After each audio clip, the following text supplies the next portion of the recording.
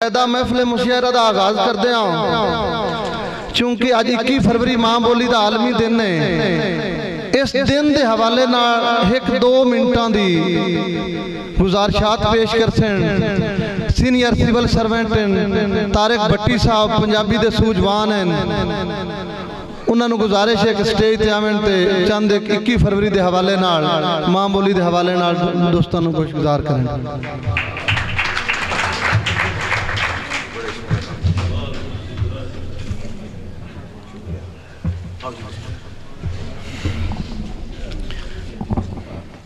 मन चना दे बेद भंवर विच लखां खिदर खाज नहीं माए। मन चना दे बेद भंवर विच लखां खिदर खाज नहीं माए। उन्हें सन लाई मेरी तन हवेली, तू लोड़दी रह गई दाज नहीं माए। मन चना दे भेद भंवर विच लखां खिदर खाज नहीं माए। उन्हें सन लाई मेरी तन हवेली, तू लोड़दी रह गई दाज नहीं माए। इंज बिन यारां मुटियारां रुलियां, जिवें बिन मुंदरी पुखराज नहीं माए। सानू खेड़ियां नालों खूह सुहाना, सानू मौत ए रांझण बाज नहीं माए। चूँकि बड़े बारीक लोग मौजूद ने, वायलिनिस्ट की जिस तरह सामीन ने तारीफ की या उन्हें अप्रीशिएट किया, बड़े महान शायर दोस्त मौजूद ने। मेरा बिल्कुल ये मनसब नहीं कि एडे वड्डे लोगों के होंदे होया मैं कोई गल करा, बस हाज़री लवाउण वास्ते। अज 21 फरवरी जिहड़ा है इहदी जिहड़ी तारीखी वजह है वो बड़ी तकलीफ देह है। पूरी दुनिया दे विच मां बोली का यह आलमी दिन ये क्यों मिथ्या गया, उहदे विच असीं डायरैक्ट कसूरवार हां। बंगलादेश की जिहड़ी जुबान की तहरीक सी, उन्होंने उस वेले दे साडे पाकिस्तानी आगुआं ने ना समझिया। ढाका यूनिवर्सिटी के स्टूडेंटा ने बंगला जुबान के हक में तहरीक चलाई। उस वेले की इंतजामिया ने उन्होंने रिएक्ट किया। ढाका यूनिवर्सिटी के कुछ स्टूडेंट कतल हो गए। उस कतल तो बाद बांग्लादेश में अलहदगी की आज़ादी की तहरीक जिहड़ी है ज़्यादा जोर पकड़िया। इस वाक़े की रोशनी दे विच फिर अकवामे मुत्तहिदा ने 21 फरवरी को मदर लैंग्वेजेस डे मिथ्या और ओदी पारों अज असीं इकट्ठे होए हां। मैं एक निक्की जी गल करांगा कि पंजाब दुनिया दे उन्हां चंद खित्तियां विचों है जिथे फितरत दीयां सारियां नेमतां मौजूद सन, और ये गल बाहरों आने वाले हमलावरां नूं भी पता सी। लिहाजा उन्हें शौरी तौर पर 300-400 साल की शौरी कोशिश दे नाल सानू साडी बोली तो दूर किया। असीं पंजाबी पंजाब विच जम्मण वाले अपनी ही जुबान तो नफरत करन लग पे।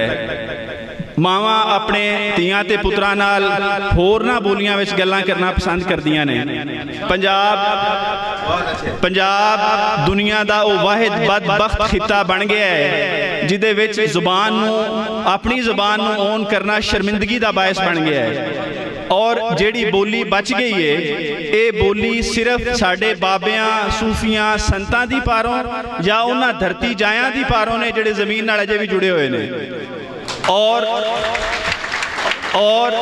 साडे पंजाबियां दे विचों जेड़े जेड़े पढ़ते लिखते गए वो अपने मापे भी छड्डदे गए, अपनी बोली भी छड्डदे गए, अपनी तारीख भी छड्डदे गए।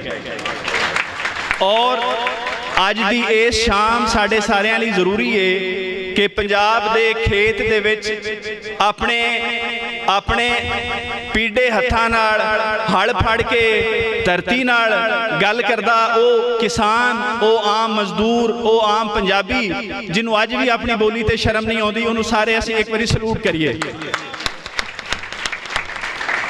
और तजम्मल कलीम साहब बैठे ने, सानू बड़ा माण है और असी बड़े आदर असी महसूस कर रहे हैं कि इन्नी दूरों आए। शायरी तो तुसी सुनोगे, लेकिन अज सानू सारियां नू जांदियां होया एक अपने आप नाले वादा करना है कि बाबे फरीद की जुबान, बुल्ले शाह की जुबान, वारिस शाह की जुबान, मियाँ मोहम्मद बख्श की जुबान, सुल्तान बाऊ की जुबान, शिव कुमार बटालवी की जुबान दुनिया की किसी भी बड़ी जुबान तो घट नहीं हैगी। और ये वो जुबान है ਜਿਹਨੂੰ ਬੋਲਣ ਵਾਲੇ 15 ਕਰੋੜ ਲੋਕ ਮੌਜੂਦ ਨੇ, 15 ਕਰੋੜ, ਫਿਰ ਵੀ ਸਾਡਾ ਵਾਲੀ ਵਾਰਿਸ ਕੋਈ ਨਹੀਂ। ਔਰ ਇਸ ਫੋਰਮ ਤੋਂ ਅੱਜ ਇੱਕ ਅਸੀਂ ਕਰਾਰਦਾਦ ਵੀ ਪੇਸ਼ ਕਰਨੇ ਆ कि पंजाब हुकूमत और वफाकी हुकूमत आइन के आर्टिकल 251 की रोशनी दे विच जितनी जल्दी होवे पंजाबी बच्चों नूं उन्हां दी जुबान वापस करे, ताकि साढ़े 100 साल बाद 200 साल बाद ये ना तारीख ये ना लिखे कि एक मुल्क सी, एक सूबा सी जिहदी बोली सी,